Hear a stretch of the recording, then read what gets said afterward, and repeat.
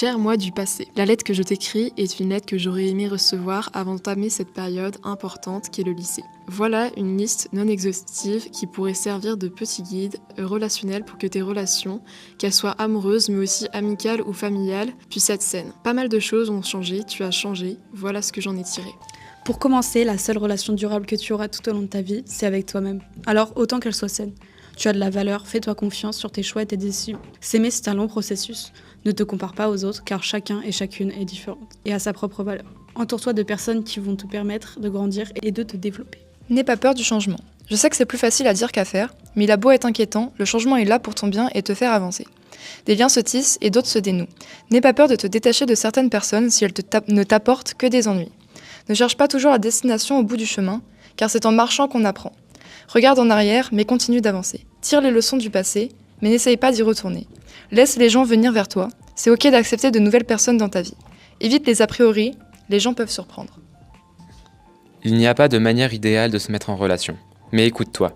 Ne te force pas. Prends ton temps, ose dire non. N'essaie pas de changer pour plaire, de rentrer dans une relation pour répondre aux attentes sociales. Tu n'as rien à prouver. C'est ton ressenti qui est le plus important. Ne cède pas à la pression ou à l'avis du groupe. Rester dans une case que l'on nous a attribuée, c'est se cacher de qui l'on est réellement.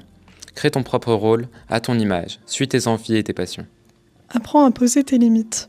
Pour ça, pose-toi afin de comprendre ce que tu veux. Ne laisse jamais quelqu'un décider pour toi, c'est la vie et c'est toi qui choisis. Montre tes envies et écoute celles des autres. Dans toutes les relations, la communication, la patience et la confiance sont les 3 clés du bonheur. Ose partir ou laisser partir. Ne te force pas à rester avec des gens avec lesquels tu te sens mal à l'aise. J'aimerais que tu saches reconnaître quand une relation est malsaine, quand il y a de la violence physique, verbale, sexuelle ou encore psychologique. Une négation de tes besoins, ce n'est pas une relation normale.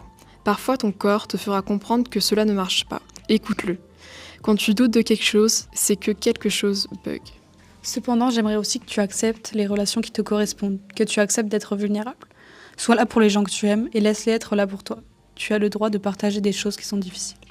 Concernant la famille, ne te sens pas d'y être voué corps et âme. Choisis ton parcours de vie, tes parents ont fait le leur, tu as le droit au tien.